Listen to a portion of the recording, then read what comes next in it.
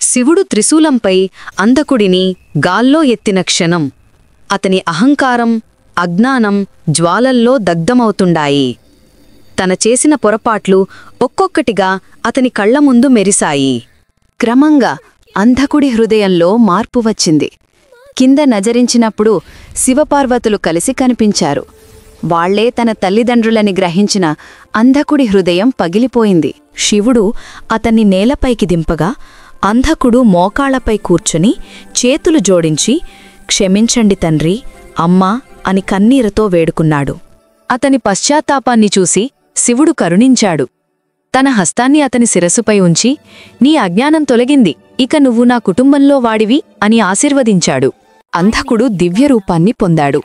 శివుడి విశ్వాసగణంగా దేవతలతో కలిసి నిలిచిపోయాడు. చీకటిలో పుట్టినవాడు చివరకు వెలుగులో లీనమయ్యాడు. మన పౌరాణిక ఛానల్ని సబ్స్క్రైబ్ చేసుకోండి మరియు మా ఇన్స్టాగ్రామ్ పేజ్ని కూడా ఫాలో అవ్వండి.